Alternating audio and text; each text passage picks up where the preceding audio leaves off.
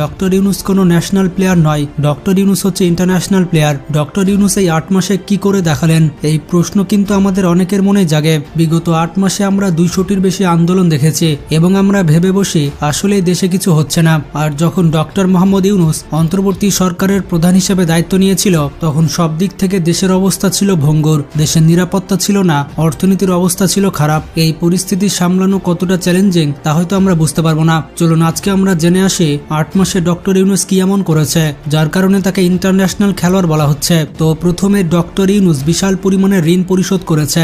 গত 8 মাসে ডক্টর মোহাম্মদ ইউনূস দেশি বিদেশি প্রায় 62,000 কোটি টাকা ঋণ পরিশোধ করেছে। এছাড়া দেশের রেমিটেন্সের প্রভাব অনেক বেড়েছে। বাংলাদেশে রেমিটেন্সের পরিমাণ বেড়েছে 18.49 বিলিয়ন ডলার এবং টোটাল রিজার্ভ হচ্ছে 25 বিলিয়ন ডলার। গত বছরের তুলনায় এবছর 4 বিলিয়ন ডলার বা 50,000 কোটি টাকা রেমিটেন্স বেশি এসেছে।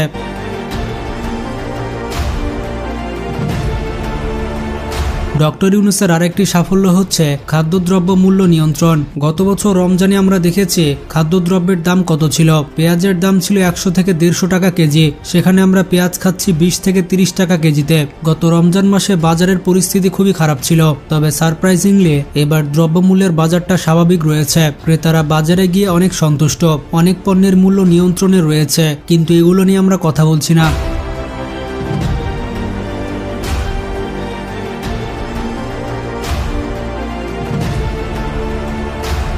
আর একটি নোটেবল কাজ ডক্টর মোহাম্মদ ইউনূস করেছে, সেটা হচ্ছে শেখ হাসিনা এবং তার পরিবারের ব্যাংক অ্যাকাউন্ট থেকে 635 কোটি টাকা উদ্ধার করা হয়েছে। গত 22 মাসের তুলনায় সর্বনিম্ন মুদ্রাস্ফীতি হয়েছে। ভাবতে পারছেন, মাত্র 8 মাসে দেশের মুদ্রাস্ফীতি একবারে কমে দিয়েছে।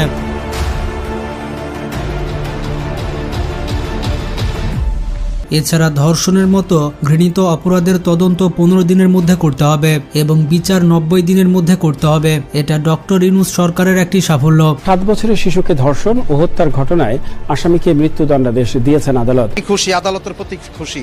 বাংলাদেশে যে আইনের বিচার আছে আরো এক ধাপ বাংলাদেশ এই রায়ের মাধ্যমে দিয়ে আগায় গেল। রায় শুনে, জজ সাহেবের রায় শুনে আমরা সম্পূর্ণরূপে সন্তুষ্ট। এছাড়া বিগত সরকারের আমলে অর্থনৈতিক কেলেঙ্কারির কারণে বাংলাদেশ ফুটবল ফেডারেশনের উপরে ফিফা নিষেধাজ্ঞা দিয়েছিল, কিন্তু ডক্টর মোহাম্মদ ইউনূসের পদক্ষেপের কারণে বাংলাদেশ ফুটবল ফেডারেশনের উপর থেকে নিষেধাজ্ঞা তুলে নেয় ফিফা। এখন বুঝতে পারছেন আন্তর্জাতিক অঙ্গনে ডক্টর ইউনূসের কত ক্ষমতা রয়েছে।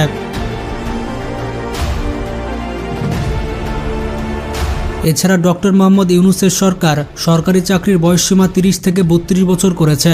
এছাড়া চায়নার রাষ্ট্রদূত ইয়ো মেং বলেছেন, পৃথিবীর সবথেকে বড় solar manufacture company loamy company decision নিয়েছে তারা বাংলাদেশ